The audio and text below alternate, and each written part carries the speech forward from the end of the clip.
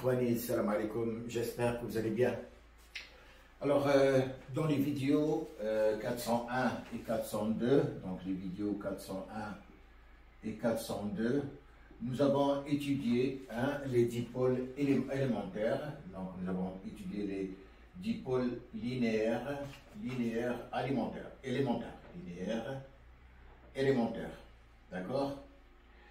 Et ces dipôles étaient la résistance, la bobine et le condensateur. D'accord? Et le condensateur. Alors, dans cette vidéo, nous allons étudier l'association, d'accord? L'association de ces dipôles. L'association de ces dipôles. Alors, nous allons commencer par le dipôle RL. Nous allons commencer par le dipôle RL en série. Donc, voilà le but de cette vidéo. C'est-à-dire, après avoir étudié les dipôles élémentaires linéaires, c'est-à-dire la résistance seule, le condensateur seul, la bobine seule, alors aujourd'hui, nous allons faire l'association de ces dipôles, d'accord? Et on va commencer par le dipôle RL que nous allons mettre en série. C'est bon? Alors, à titre d'information, pour pouvoir suivre cette vidéo, je vous conseille de revoir, c'est-à-dire les vidéos 401, 402 et peut-être revenir à la vidéo 400, d'accord? Comme ça, vous allez comprendre facilement. Alors, si je prends, d'accord, ma résistance, d'accord, que je vais mettre en série avec la bobine. Donc, j'ai ici, bien sûr, la résistance R, j'ai l'inductance L, donc ils sont montés en série. Alors, le dipôle actuel, donc je vais avoir mon dipôle qui va être constitué de la résistance, en série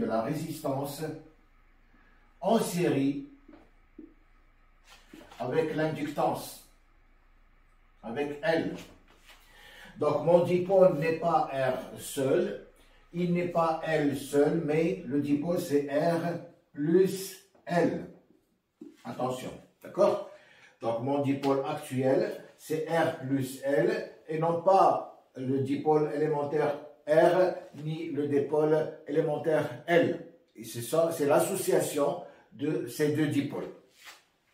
Alors, bien sûr, mon circuit, il va être soumis à une tension que je vais appeler U de T. Il est soumis à une tension que j'appelle U de T. D'accord? Et comme c'est un circuit, c'est-à-dire linéaire, donc il est constitué de dipôles linéaires, ça veut dire qu'il va être traversé par un courant sinusoïdal I de T. Donc, une tension sinusoïdale I de T et un courant sinusoïdal I de T. Alors, bien sûr, la première des choses que je dois faire, je vais placer, c'est-à-dire mes, comment dirais-je, mes équations des deux grandeurs I de T et U de T en choisissant une des deux grandeurs comme phase à l'origine. Alors, je vais prendre le courant, d'accord, le courant, comme phase à l'origine. Phase à l'origine. Alors mes deux équations vont s'écrire. Je vais avoir U de T qui va être égal à U racine de 2 sinus oméga T plus phi de U. Et je vais avoir mon courant I de T qui va être égal à I racine de 2 sinus oméga T. Alors, qu'est-ce que je dois, c'est-à-dire définir pour ce circuit? Je dois définir, bien sûr, la relation qui existe entre la tension efficace et le courant efficace. Et je dois définir le déphasage du courant par rapport à la tension. Ça veut dire que je dois définir l'impédance Z, d'accord, qui est égale à U sur I, et je dois définir l'angle de déphasage qui est égal à l'angle entre le courant et la tension. Voilà les deux grandeurs que je dois définir. La relation entre U et I, c'est l'impédance réelle, hein, et l'angle de déphasage qui fait l'intensité avec la tension. Voilà les deux choses que je dois, c'est-à-dire définir. Donc, je ne connais pas l'impédance totale réelle et je ne connais pas l'angle de déphasage total. Puisque ici, j'ai une résistance en série avec une inductance. Bien. Alors, pour pouvoir résoudre ce problème, j'ai deux façons de le faire. Soit que je vais, par exemple, passer par les impédances. Je vais passer par les impédances complexes. Je vais passer par les impédances complexes. Hein, c'est la méthode algébrique. Ça, c'est la première méthode. Soit que je vais passer par les vecteurs Fresnel.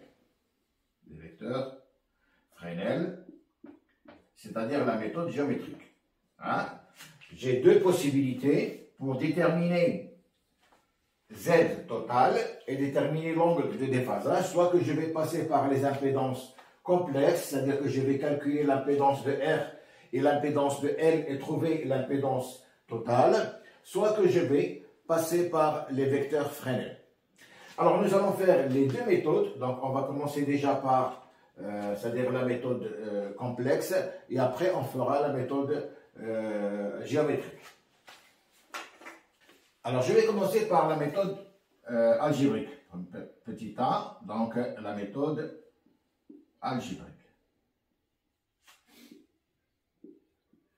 Alors cette méthode, bien sûr, j'ai, c'est-à-dire Z complexe total, hein, que je cherche, c'est-à-dire si je prends l'écriture triangulaire, je vais avoir Z réel, total, d'accord, et je vais avoir l'angle de déphasage phi.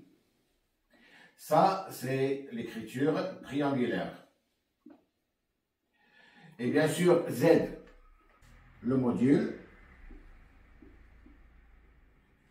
et phi, l'argument. Alors, pour réaliser, c'est-à-dire pour trouver Z et phi, je suis obligé de passer en premier lieu par la méthode algébrique et revenir par la suite à la méthode triangulaire. Alors, comment je vais écrire la méthode, c'est-à-dire par la méthode algébrique, ce que j'ai ici? Alors, j'ai une résistance et j'ai une impédance. Ça veut dire que Z total, Z complexe total, normalement, va être égal à Z complexe de la résistance plus Z complexe, d'accord, de l'inductance. Puisque j'ai deux, c'est-à-dire dipôles en série, et quand j'ai les dipôles qui sont en série, ça veut dire que je fais la somme, d'accord, des impédances. Attention, c'est la somme des impédances complexes. Il ne faut pas faire Z, c'est-à-dire il ne faut pas prendre l'impédance réelle et écrire que c'est égal à l'impédance réelle de la résistance plus l'impédance réelle de la bobine. Ça, c'est faux. Alors faites très attention, vous devez, c'est-à-dire faire la somme des impédances complexes. C'est bon. Alors si je fais la somme des impédances complexes, alors dans le tableau de la vidéo 402, vous allez trouver les valeurs des impédances complexes réelles pour la résistance et pour la bobine. Alors ici nous avons Z complexe de la résistance est égal à R. Nous avons Z complexe de l'inductance égal à JL oméga. De là, je vais remplacer ici par Z total qui va être égal à R plus JL oméga. Donc voilà l'écriture algébrique c'est-à-dire de mon impédance complexe totale. C'est la résistance, l'impédance de la résistance, plus l'impédance complexe de l'inductance. Alors, si je veux écrire maintenant, c'est-à-dire si je prends, comme on a vu, c'est-à-dire lors des dernières vidéos, ici normalement c'est petit a comme on avait noté auparavant, et ici c'est petit b, Hein? Donc, je vais écrire la norme, c'est-à-dire le module de Z qui va être égal, hein, le module de Z, d'accord, qui va être égal à la racine carrée, hein, de A carré plus B carré. Ça va être égal à R carré plus L oméga au carré. Hein? Donc, voilà le module de Z, hein, puisque Z, c'est la racine carrée de A carré plus B carré. Alors, une fois que je trouve le module de Z, donc je vais chercher, hein, l'angle phi. Et l'angle phi n'est rien d'autre que la tangente, donc la tangente de phi. La tangente phi, elle est égale à B sur A, ça veut dire à L oméga sur R. Et de là, je vais tirer phi, qui est égal à la tangente moins 1 de L oméga sur R. C'est bon, donc c'est facile, hein, c'est-à-dire à déterminer. Une fois que nous avons déterminé la valeur algébrique, l'écriture algébrique de Z complexe, en fonction de R et en fonction des impédances complexes de R et de L, je peux déterminer le module de Z qui n'est rien d'autre que la racine carrée de R carré plus L oméga au carré, et je détermine également, d'accord, la valeur de phi, de l'angle de déphasage, avec la tangente phi, L oméga sur R, et voilà la valeur de phi.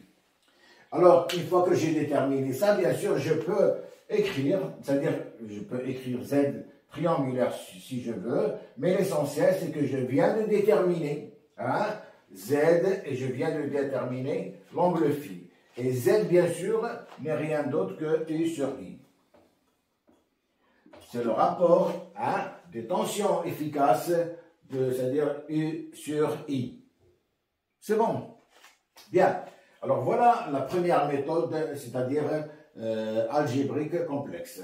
Maintenant, nous allons faire la même chose, mais avec la méthode géométrique. On va déterminer la tangente phi et nous allons déterminer Z. Alors, comme remarque, hein, on voit ici L oméga, le rapport L oméga sur R, qui est, c'est-à-dire qui représente la tangente phi, il est positif. Et puisqu'il est positif, ça veut dire que le courant, il est en retard par rapport à la tension. Donc le courant est en retard par rapport à la tension. D'accord?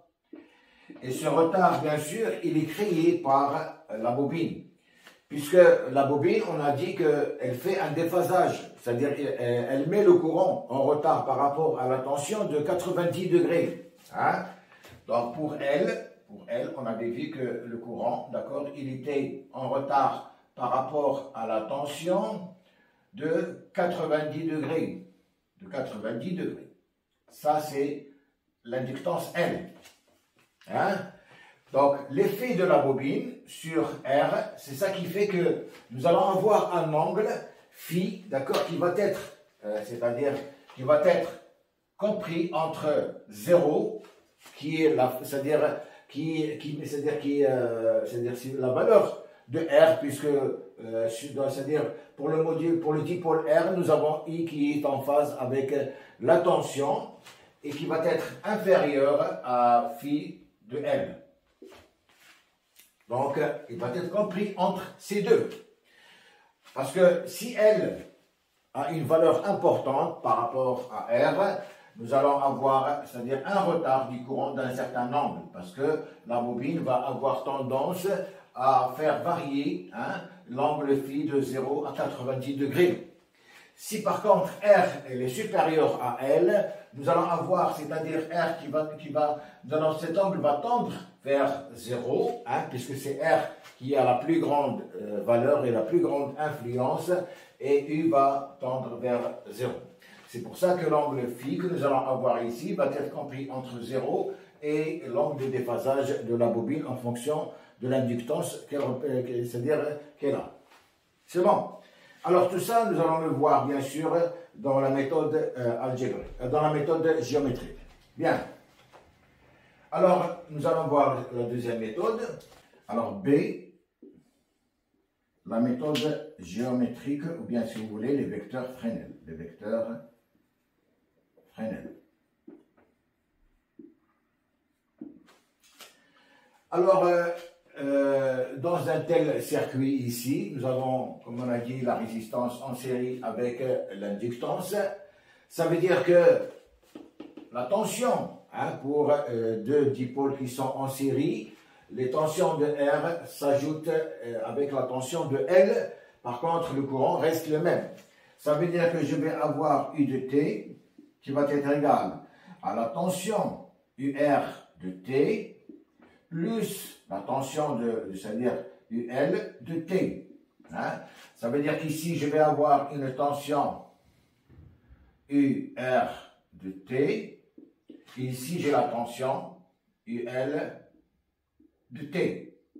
Bien sûr, la loi de Maille, c'est ce qu'elle me donne, que la valeur de la tension totale est égale à la tension aux bornes de la résistance plus la tension aux bornes de mon inductance.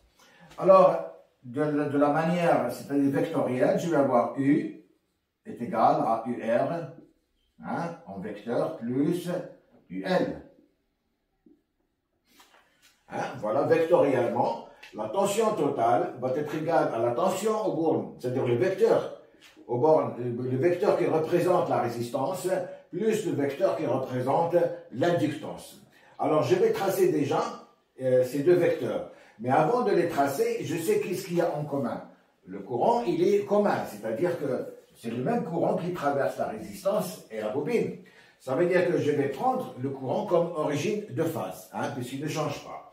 Alors, si je prends le courant comme origine de phase, donc je vais tracer mon premier vecteur courant. Donc voilà, je viens de tracer le premier vecteur, c'est-à-dire I, le vecteur courant, puisque, comme on a dit, le vecteur courant, il ne change pas, il est le même pour les deux grandeurs, donc je l'ai pris comme origine de phase. Alors, je vais tracer maintenant la tension UR. Voilà la tension UR. Alors, UR, normalement, elle est en phase avec I. Donc, l'angle que fait la tension avec I pour une résistance, il est égal à 0. Ça veut dire qu'ils sont en phase. Alors, je viens de tracer U qui est en phase avec I. Alors, je vais tracer, c'est-à-dire la tension, le vecteur tension de l'inductance. Alors, voilà le vecteur tension de l'inductance. On a dit que, normalement, la bobine fait un angle de 90 degrés par rapport à la tension, c'est-à-dire la tension de la bobine fait un angle de 90 degrés par rapport au courant. Donc, le courant, il est en retard par rapport à la tension de 90 degrés. C'est ce que j'ai ici. Donc, si je regarde, voilà mon angle de 90 degrés. Et je vais tracer maintenant, d'accord, la tension U qui est égale à UR plus UL. Alors voilà la tension U. Donc U, la tension, c'est-à-dire le vecteur U que j'ai ici, il est égal au vecteur UR plus le vecteur UL. Et bien sûr, voilà l'angle de déphasage que j'ai, voilà phi que j'ai, voilà l'angle phi. Donc je vais le mettre ici, voilà mon angle phi. Et ça, UR. Voilà, je viens de tracer de manière, c'est-à-dire avec les vecteurs Fresnel, je viens de tracer la tension de R, la tension de la bobine, et voilà le vecteur total, c'est-à-dire U est égal à UR plus UL. D'accord? Donc, une fois que nous avons tracé ce triangle, normalement, on connaît la norme, c'est-à-dire de la tension, on connaît la norme, c'est-à-dire de la tension de ma bobine, on connaît la norme de la tension de la résistance. Ça veut dire que ici, je vais avoir U de la résistance, normalement, elle est égale à R fois I. La norme c'est-à-dire de la bobine UL est égale à L oméga I. Bien sûr, ici, je prends les valeurs efficaces. Et U, d'accord, U, que je suis en train de chercher, est égal à Z fois I. Hein? Donc, revenez toujours au tableau de la vidéo 402. Vous allez trouver pour les valeurs efficaces, d'accord, la relation qui existe entre la résistance, c'est-à-dire entre le courant et la tension pour chaque élément, pour l'inductance, pour la résistance, et vous avez la valeur, d'accord, de la tension, hein, c'est-à-dire c'est Z fois I. Donc, je vais reprendre ce triangle, je vais le mettre ici. Donc, voilà, le triangle, je l'ai mis ici, ça veut dire que ici, je vais avoir, puisque U, c'est ZI, hein, que j'ai ici, donc je vais avoir ZI, hein. UL, c'est L oméga I, voilà, UL, L oméga I, et UR, c'est RI, voilà, RI. Hein? Donc, je n'ai fait que, c'est-à-dire prendre le module de chaque vecteur que j'ai reporté ici. Et bien sûr, votre angle phi, le voilà. L'angle phi, il est là. Voilà l'angle phi. Alors, qu'est-ce que je remarque? Je remarque que pour chaque grandeur, j'ai le même courant. Ici, I à ce niveau-là est égal à I ici, est égal à I ici. Ça veut dire que je peux tout simplement éliminer le I que j'ai ici, voilà, comme ça, puisqu'il est le même. Hein? Et je peux écrire à ce moment-là que Z carré est égal à L oméga carré plus R carré, théorème de Pythagore, plus R carré. Et Z va être égal à la racine carrée de R carré plus L oméga au carré. Voilà la valeur de Z qui est égale également à U sur I. D'accord? C'est le rapport de la tension efficace sur l'intensité efficace. Et bien sûr, la valeur que je viens de trouver ici, elle est la même que ce que nous avions trouvé tout à l'heure. Quand on a fait la méthode complexe, on a trouvé le même module Z. On a trouvé qu'il était égal à la racine carrée de R carré plus L oméga carré. Bien. Alors, une fois que nous avons trouvé, bien sûr, la norme, c'est-à-dire le module Z, on peut trouver l'argument, c'est-à-dire l'angle phi, qui n'est rien d'autre que, si je prends la tangente phi, c'est L oméga sur R. Et par conséquent, donc phi va être égal à la tangente moins 1 de L oméga sur R. C'est bon, donc voilà, je peux écrire, donc je vais passer ici, je vais écrire que phi, qui est égal à I, c'est-à-dire l'angle I entre U et I, d'accord, qui est égal à, donc la tangente phi est égale à L oméga sur R. De là, je vais écrire que phi est égal à la tangente moins 1 de L oméga sur R. C'est bien ce qu'on a trouvé tout à l'heure par la méthode algébrique. C'est bon? Donc c'est la même chose. Alors cet angle phi qui est là, d'accord, phi, il est égal à L oméga, pardon, phi est égal à la tangente moins 1 L oméga sur R. Et c'est bien cet angle qui est entre 0 et phi. Donc l'angle, c'est-à-dire l'angle phi, il est compris entre 0 et 90 degrés.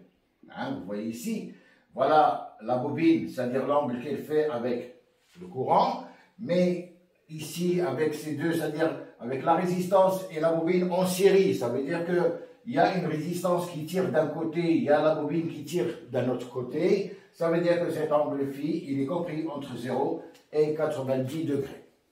C'est bon. Donc j'espère que vous avez compris. Le plus important dans tout ça, c'est de connaître par cœur le tableau résumé que nous avons mis dans la vidéo 402, qui va vous faciliter un peu les différents, c'est-à-dire calculs, parce qu'il vous montre un peu quelles sont les valeurs des impédances réelles, des impédances complexes, etc. Et il vous montre également les différents déphasages qui existent pour la résistance, pour l'inductance et pour le condensateur, c'est-à-dire tension par rapport au courant. C'est bon. Voilà, donc j'espère que j'ai été clair. Je vous demande de vous abonner à la chaîne, de mettre un like, de laisser un commentaire et on se verra pour la prochaine vidéo, Inch'Allah. D'ici là, je vous remercie. Au revoir.